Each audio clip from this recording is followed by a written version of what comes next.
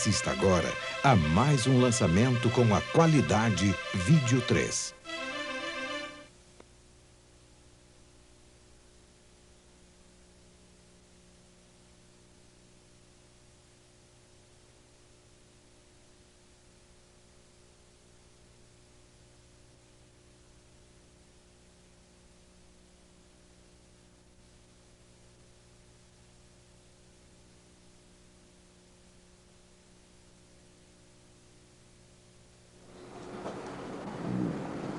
There is a certain amount of danger in motor racing.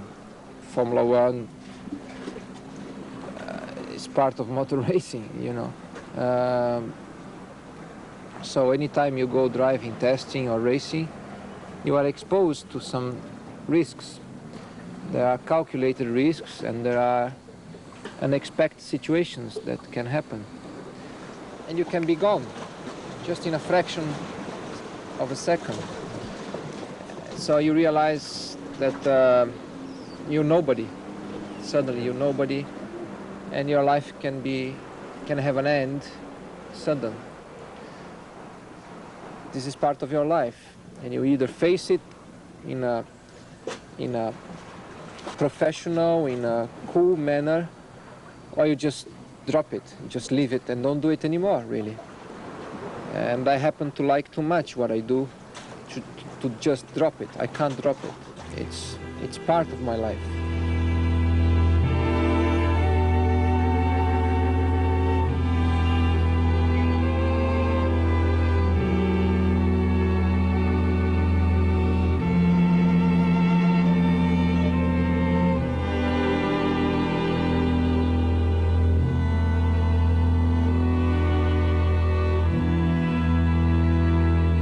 Racing, competing, is in my blood. It's part of me. It's part of my life. I've been doing it all my life.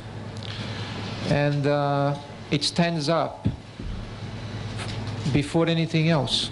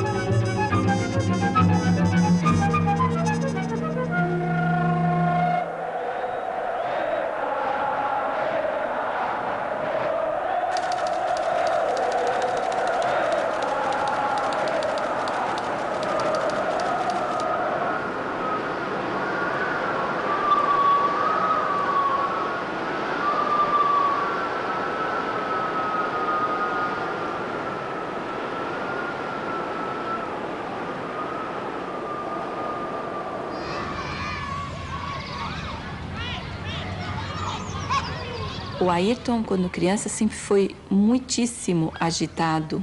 O tempo todo ele se mexia, estava fazendo coisas, correndo para lá, para cá, caía muito, machucava as pernas, estava sempre com um galo na cabeça.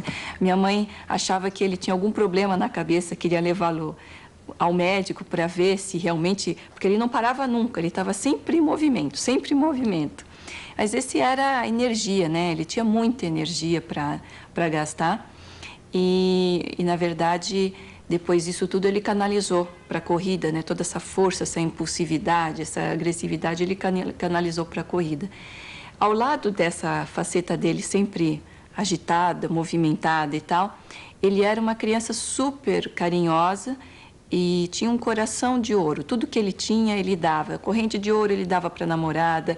Ele fazia as coisas assim super de coração. Então, eram dois lados que ele sempre apresentou durante a vida dele de pequeno. Ele sempre estava com um carrinho na mão, sempre brincando, ou sentado dentro de algum carro, de algum carrinho, ou com algum carrinho na mão. Então, ele fazia o barulho do carro, a brecada do carro, então ele fazia para dizer que o carro estava saindo. Depois ele fazia assim para fazer que o carro estava parando. E quando ia comprar sapato para ele, na loja de sapatos, ele punha o sapato no pé, ele preferia geralmente botinhas.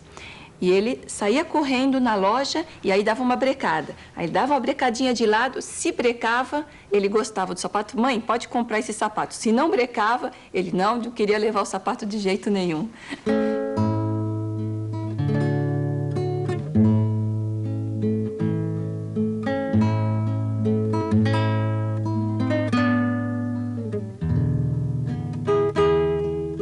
O Ayrton era louco, a gente pegava um carrinho de rolemã, fazia de 3, 4 modelos de carrinho, tinha uma técnica aí de carrinho com uma roda, com 3 rodas, com 4 rodas, aí ficava um naquela esquina, lá embaixo a gente se trancava também e descia aqui até cansar, ficava dias e dias andando de carrinho de rolemã.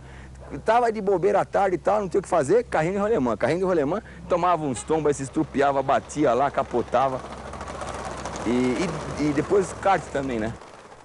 O Ayrton morava nessa casa e desde os 4 anos o seu Milton, o pai dele, deu um kart para ele com motorzinho de bomba d'água. E aqui ele montava, aqui ele ligava, andávamos nessa área, né, nessa praça, e numa época em que isso aqui era muito tranquilo, né?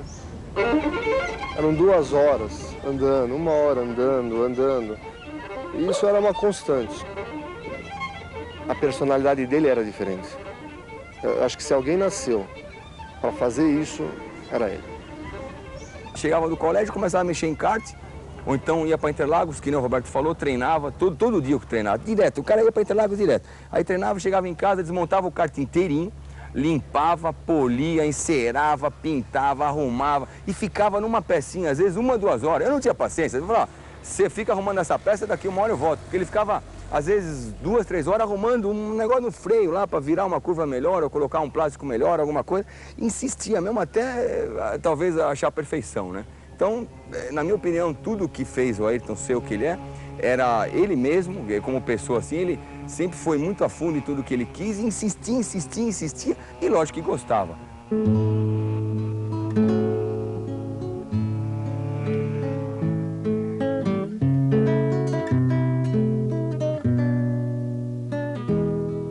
I have fantastic memories from it, very good times I had and throughout my experience with go-karts.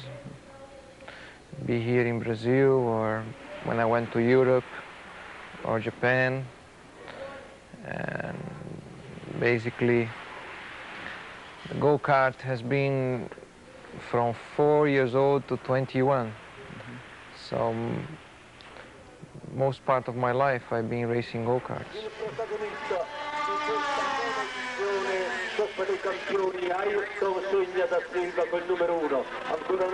And it was through go-karts that I had the opportunity to become a professional racing driver and go through all the other formulas to eventually get to Formula One. And the experience I learned in go-kart, it still counts today in many different times when I'm driving my Formula One.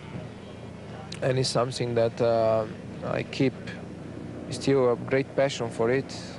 Today I still play with go-karts. I have my own racing circuit in my farm in Brazil, very nice, 1,000 meters long, 8 meters wide. I play there with my young nephew and some friends, so I have only good memories from go-karts.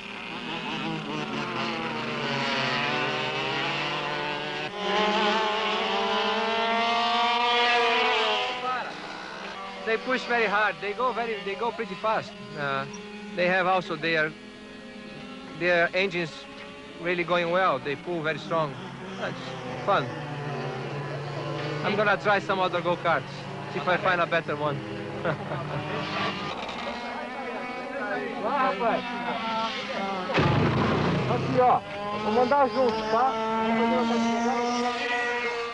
When I was 8 or 9, I already had a proper go-kart, which was big for me. I was so small and light, so my go-kart was fast. I was so light compared to other people. And I used to run with other people, just playing at weekends. And we were outside São Paulo. Suddenly there were so many people playing there with go-karts that they decided to organize a small race. They asked my father if he would allow me to also participate, because I was 8 or 9. There were guys with 20, 25, 18. And my father was a bit scared, of course, and he eventually said okay. And the grid position was established by drawing a piece of paper inside the helmet. So they put all the numbers there, grid position, and because I was the little one, they told me, you take the first one to choose, take the number, and I took number 1. So I was on pole position. And that was really my first taste of competition. But it was only a game. And I remember I led 35 laps out of 40 because my go-kart was too fast for them. I was big advantage being light. And eventually the last 5 laps I was 2nd or 3rd. And the guy behind me, who was much faster than me on the corners, could not overtake me on the straight. Eventually he hit me from the back and I went off the circuit, and so I didn't finish, but it was good fun, good memories.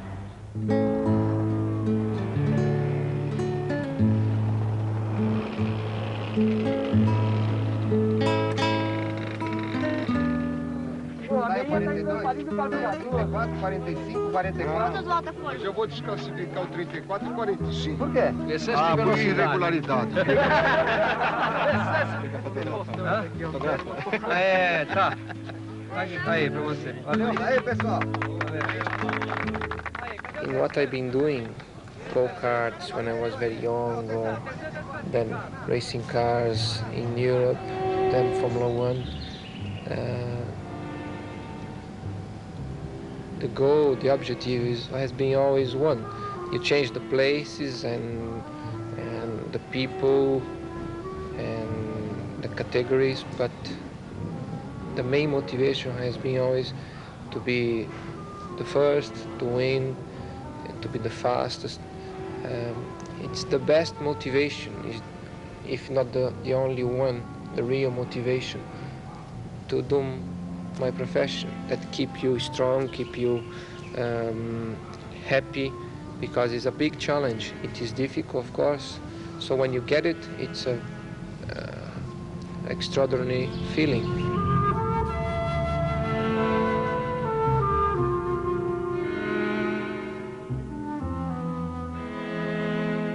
Quando ele mudou aqui, a gente não tinha mesa de ping-pong, nada, ele já tinha mesa de ping-pong. Então a gente ficava jogando ping-pong direto, e eu ganhava dele muitas vezes, né? Não tinha jeito, se ganhava dele, acabava o jogo e ele ficava treinando com todos os vizinhos, aí até chegar um ponto que ele jogava melhor que eu, e aí só ganhava de mim. Em tudo, quase, na minha vida, assim, tudo que eu participei com a Ayrton, eu perdia. Any sportsman, or Formula One driver specifically, must have deep inside a very strong feeling about competition, because we get used with the system, with the attitude of competing and trying to win. So for instance, then you try to play ping pong, you try to win. Okay, in a different way, you enjoy it more, but it's competition. And the competition word or feeling is right inside of us, I think. And that makes difference.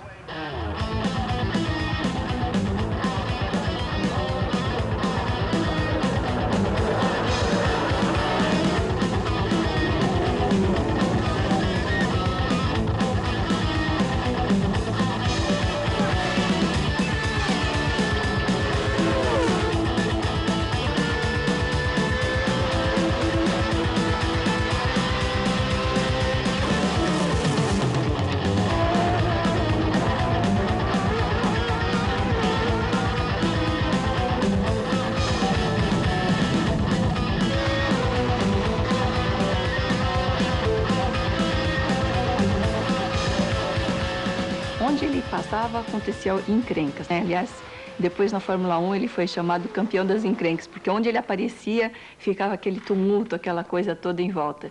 E de pequeno a mesma coisa. E muitas vezes ele arrumava briga fora da escola, na saída da escola, e eu ia lá tentar apartar a briga, defendê-lo, mas no fim eu apanhava junto, então eu desisti, deixei ele brincar e brigar sozinho.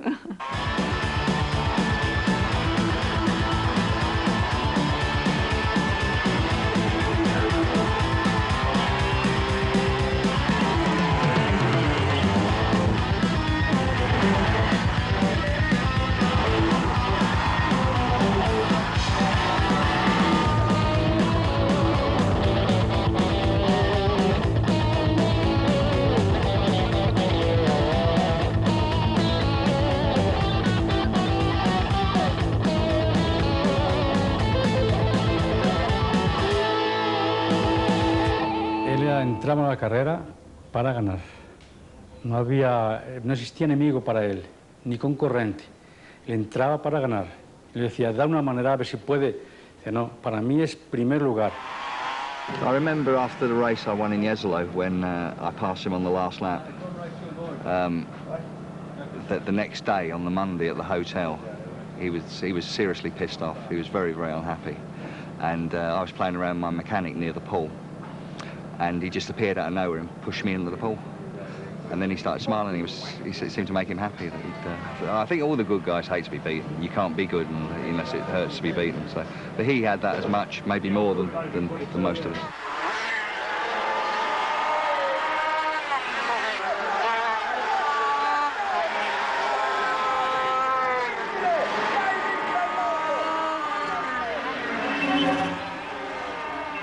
We had some very aggressive races. Alton Park, I remember well, when his car landed on top of mine and I couldn't get out of my car. We were both angry. Snetterton, he was very angry with me in Snetterton, my home track.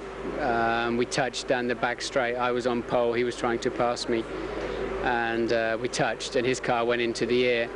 And it all got a bit out of control, but then we had to calm it down a little bit, and it ended up very close. When you're young and you're relatively inexperienced, you don't know what the limit is. We were both trying to find the limit at that time.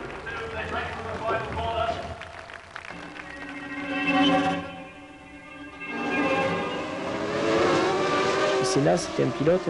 Plusieurs reprises, j'ai eu la possibilité de courir avec lui. C'était sympa, parce que déjà, pour commencer, il fallait absolument pas penser qu'il allait faire une erreur pour le passer. Et puis surtout, c'est pas un gars qui faisait une crasse, c'était bien, quoi. Donc on a des objets dangereux dans les mains. Moi, je me souviens aussi bien en Espagne, aussi bien à Phoenix qu'au Canada, d'être pratiquement assis avec lui dans la voiture, parce qu'on était ponton contre ponton, mais sans aucun problème. Et bon, c'est sympa.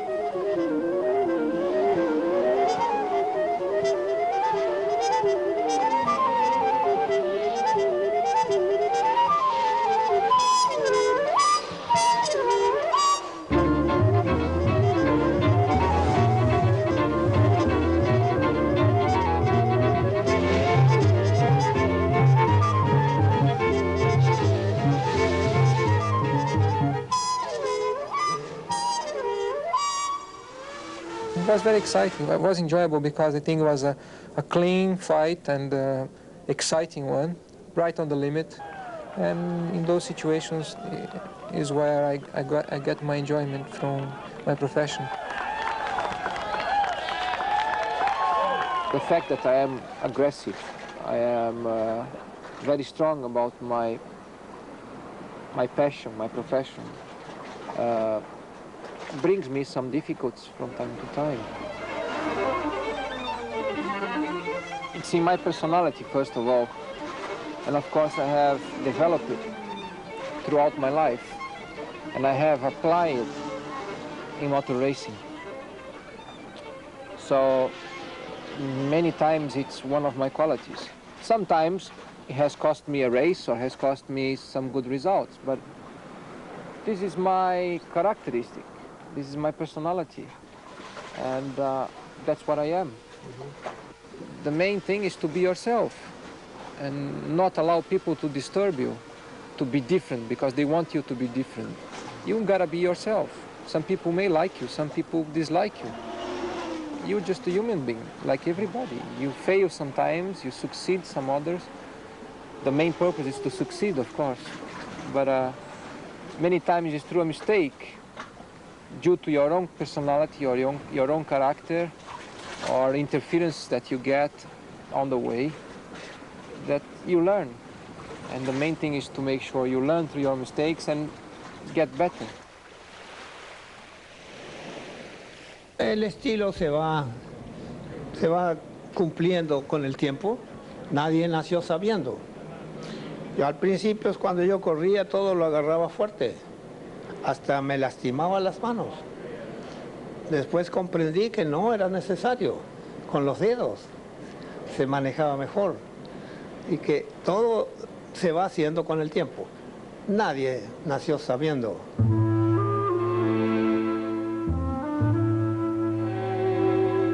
There is so much to learn and to do it, I believe, that for me, the only way to be stronger and to be more self-confident that I'm doing really the maximum that I can do under those circumstances is by concentrating and trying to remember every single detail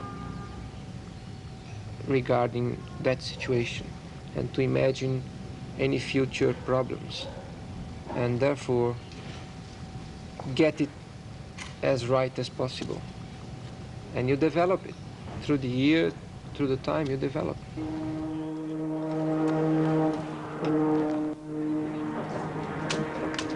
I think the combination of his intelligence, his raw ability was one of the biggest things that impressed me, and his total ability to concentrate when he's in that car, whether it's testing, qualifying or racing. To me was like a mobile computer. He could recall test days, he could do this, and it really got me G'd up more to look into every fine detail, because I felt he was putting in 110%, and we were putting in 100%, so we went to 110% as well.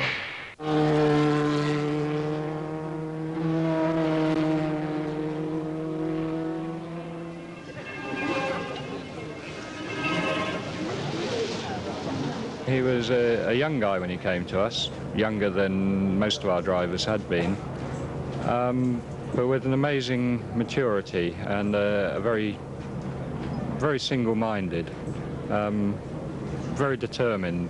Racing was his career and he was going to be the best. We'd obviously worked with a number of drivers over the years, and we expected Ayrton to come with us, albeit with a very high reputation, but we expected him to come to us as a relative newcomer and needing training, etc. And that just wasn't the case. I mean, the guy was technically superb from day one. When I first came to Formula 1 in '84, I was starting. So I had so much to learn and to achieve that any good result was a progress, was a motivation. Then I changed to a bigger team, to Lotus, and I still went up and up and up. And I'm still doing it. So even when I have some problems, I look always to the next race. Because maybe one race I have no chance, but next one or the next 5 will be good against one bad one. So you got to try to make the numbers bigger and bigger.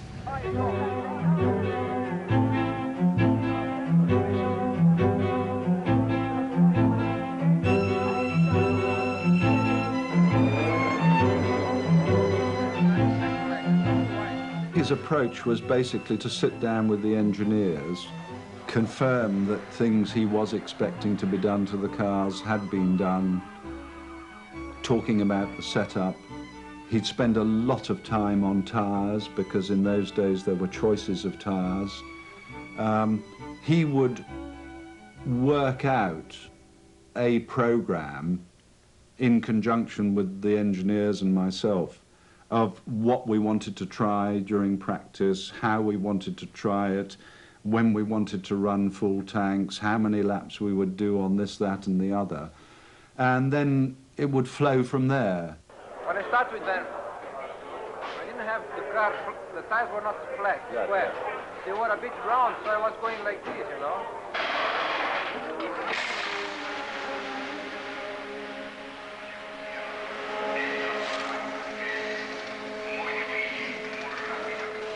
Ayrton s'intéressait énormément au moteur. Dès le début de sa coopération avec nous, il avait passé beaucoup de temps avec moi-même, avec Bruno Mauduit, pour comprendre comment fonctionnait ce moteur, pour comprendre quels étaient les paramètres importants qui régissaient le fonctionnement du moteur, les températures, les régimes, la pression de suralimentation, et comment ces paramètres interréagissaient les uns par rapport aux autres, ce qui est quand même quelque chose de difficile à comprendre. Mais il avait bien saisi. C'était un garçon qui comprenait facilement, qui avait des dialogues aisés, je dirais, avec les techniciens, avec les ingénieurs. Et il s'était tellement investi dans le développement de ce moteur que c'était un peu son moteur. Et pour nous, c'était fascinant, mais extrêmement productif. At low rev, 9 to 10 or 10, yeah, 9 to 10 especially, I don't get the boost. Yeah. Et ce qui nous a apporté, nous, à l'époque, c'était la façon de nous guider dans les développements à faire sur le moteur. C'est-à-dire que lui, il faisait des choix en nous disant ça c'est bien, ça c'est pas bien, et il faudrait plutôt travailler dans cette voie-là et pas dans cette voie-là. Et on s'est rendu compte qu'il ne s'est jamais trompé, il nous a toujours emmenés dans les bonnes directions en nous guidant parfaitement. Il était très porté sur les turbos et d'ailleurs il était tellement porté dessus que moi je l'ai vérifié un par un et lui il était toujours derrière moi quand je l'ai vérifié. Il avait même un pied à coulisses des fois pour être sûr qu'on l'embrouille pas. Et bon, ça c'est son tempérament, je veux dire, il contrôle tout, il est sans arrêt derrière les gens, il essaye de comprendre en même temps, donc c'est pour ça qu'il essaye de tout contrôler avec toi, de tout comprendre. Je crois que le pire c'était de le rencontrer à l'hôtel le soir quand on rentrait à 11h et qu'on avait qu'une envie, c'est de se coucher et qu'on refaisait encore 2 séances d'essai dans un fauteuil en faisant 15 tours de circuit, quoi. It's not fun after all. Together with the fun, you have to apply yourself. You have to put up with things that not always are very nice. But it's part of it. And I believe in the ability of focusing strongly in something, then you're able to extract even more out of it. It's been like this all my life. And it's been only a question of improving it and learning more and more, and there is almost no end. As you go through, you just keep finding more and more. It's very interesting, it's fascinating.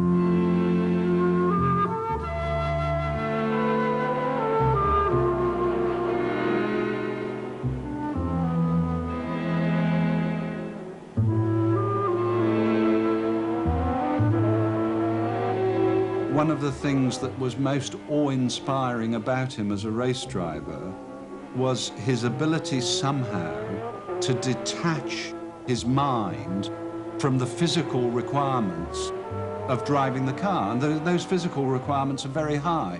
The G-loads, the physical strength involved in turning the wheel, the braking and so forth and so on. But somehow he managed to separate his mind from those actions with the result that his mind was fully functional even on a pole position lap. And he could come back and he could recall it in the most minute detail And the engineers from Renault and subsequently Honda were absolutely aghast because what he told them was what the printout on the data logger was showing.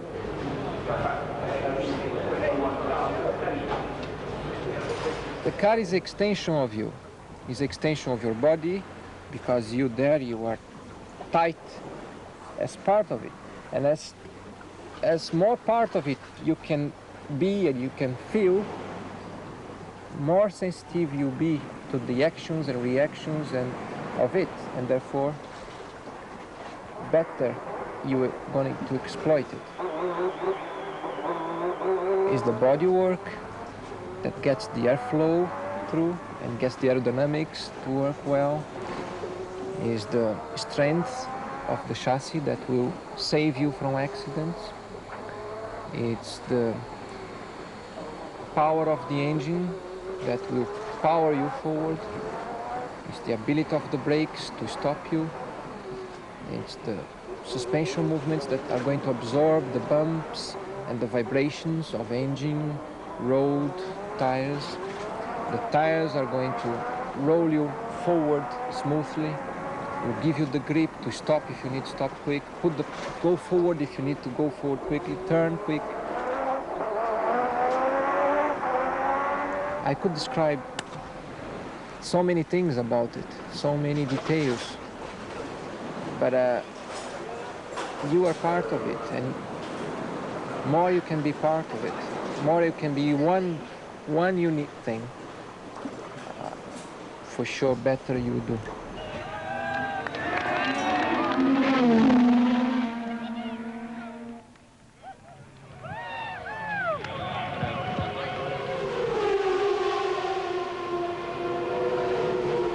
Son niveau d'exigence était tel qu'il attirait et drainait vers lui toutes les forces vives d'une équipe, qu'elles soient techniques ou autres, à l'intérieur.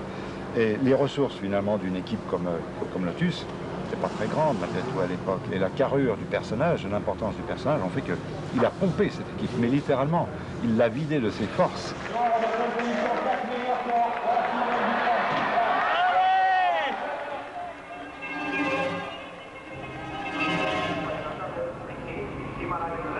It's because he's so hard on himself that it's easy to accept that he's hard on the team. But we have an environment in which everybody contributes.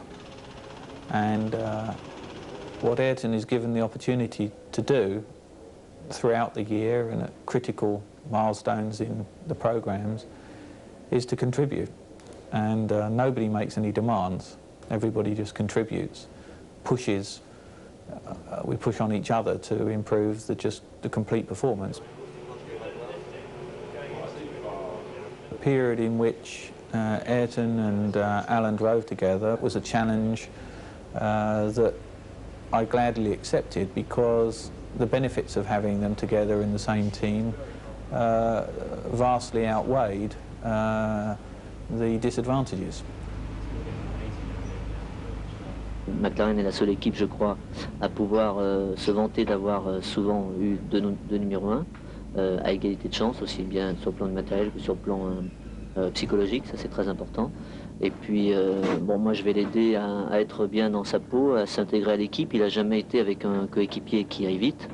Et donc, bien entendu, il a l'avantage de l'âge, de la motivation peut-être.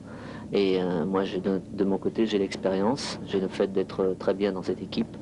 Et j'ai mon mot à dire. Donc on va essayer de faire la meilleure équipe possible, de travailler le mieux possible pour avoir la meilleure voiture. Et si on a la meilleure voiture et qu'on est devant, eh bien à ce moment-là on se battra sur le plan sportif l'un contre l'autre, peut-être pour gagner le championnat. C'est la seule chose que l'on peut espérer. Everything is new to me, so I have to learn quite a bit technically and personally with everybody, every team member. But I'm finding well inside this environment. When Ayrton first drove for McLaren, the biggest man at the time was Alain Prost. He was #1 in the sport, so for Ayrton, he was the man that he wanted to emulate, and he eventually was the man that he wanted to beat. So finally, he was driving the same car as Prost on the same team.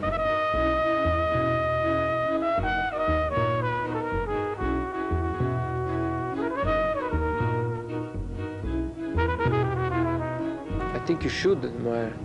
If somebody is doing something good, whether it's together with you or not, if you are able to admire, you probably will be able to improve and to learn from that and make yourself better. If you're not able to admire somebody doing something good because it's just competing with you, you'll be throwing away a possibility of improving yourself. Il y a deux sortes de concurrents. Il y a l'adversaire, enfin, qui est dans une autre équipe, et il y a le coéquipier qui est aussi lui un concurrent. Et c'est souvent celui-là le plus redoutable, car c'est c'est les talons. C'est la seule manière de vous étalonner par rapport à un autre pilote, puisque c'est celui qui conduit la même voiture. Ayrton starting to get close to him, then he started to qualify quicker than Prost, and then he started fighting neck and neck. But it was a fantastic year. I think we really enjoyed very much that first year with both of them, because even I think the public themselves were not cheated. Okay, McLaren won everything, but they knew that they were going to watch the best two racing drivers in the world.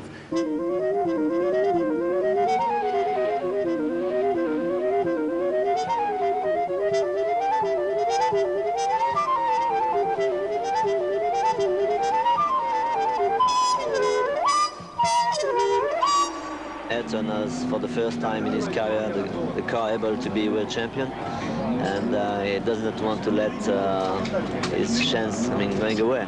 That's normal, and he's going to push on. What about you? It's a little bit different.